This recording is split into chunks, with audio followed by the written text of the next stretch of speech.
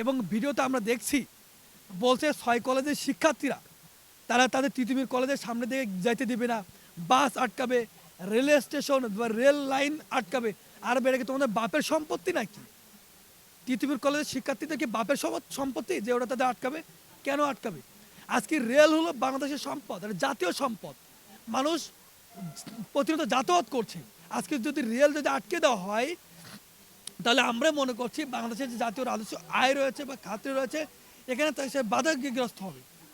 আমরা তিতুমির কলেজকে আমরা তাদেরকে সাধুবাদ জানাই একটাই কারণে, যে তারা যদি আমাদের 7 কলেজের সঙ্গে অন্তর্ভুক্ত হয়, 6 কলেজ এবং তিতুমির কলেজকে আমরা বৃহত্তম কলেজ হিসাবে আমাদের সঙ্গে চাই, এবং তারা যদি আমাদের সঙ্গে আসে তাহলে আমরা তাদেরকে নিয়ে সেন্ট্রাল ইউনিভার্সিটি করব।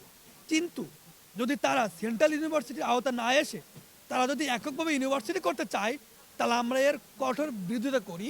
এবং এই অন্তর্বর্তীকালীন সরকার যদি তিতুমিরকে বিশ্ববিদ্যালয়ে রূপান্তরিত করে, তাহলে আমাদের 6টি কলেজ রয়েছে, বিশেষ করে ঢাকা কলেজের শিক্ষার্থীরা, আমাদেরও দাবি থাকবে ঢাকা কলেজের বিশ্ববিদ্যালয়। কারণ তিতুমির কলেজের যে সকল যোগ্যতা নাই বিশ্ববিদ্যালয় হওয়ার, তার চেয়ে বেশি যোগ্যতা রয়েছে আমাদের ঢাকা কলেজের। কারণ ঢাকা কলেজের ইতিহাস ঐতিহ্য অনেক বহুদিনের। কারণ ঢাকা কলেজে যদি বিশ্ববিদ্যালয় না হয়, তিতুমির কেন বিশ্ববিদ্যালয় হবে? এই জন্য এই ভুং ভাং দাবি না করে আমাদেরকে যে সেন্ট্রাল ইউনিভার্সিটি করতে চাই, তা আপনাদেরকে সহযোগিতা করুন।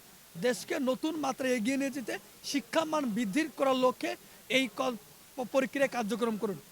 এই ভক্তচক্কর দাবি আদায়ের করুন, মানুষের ভোগান্তি করেন না।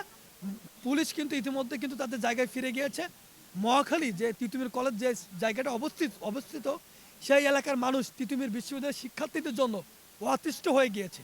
এবং আপনারা ইতিমধ্যে আমরা ফেসবুকে পোস্টে দেখছি বিভিন্ন মাধ্যমে যে আওয়ামী লীগের আমলে যেমন ছাত্রলীগ মরে গেলে মানুষ আলহামদুলিল্লাহ বলতো, পুলিশ মারা গেলে আলহামদুলিল্লাহ বলতো, ঠিক তেমনি আজকে তিতুমির কলেজের শিক্ষার্থীরা মারা গেলে এবং তারা আহত হলে জনগণ বিশেষ করে মহাখালী এলাকাটায় যেখানে তিতুমির কলেজটা অবস্থিত, সে এলাকার মানুষ আলহামদুলিল্লাহ বলা শুরু করছে। তারা এত পরিমাণ তারা সাধারণ মানে ভোগান্তিতে ফেলাচ্ছে। তা আপনারা এখান থেকে বেরিয়ে আসুন, বেরিয়ে এসে আপনার সেন্ট্রাল ইউনিভার্সিটি আওতা আসুন। আপনার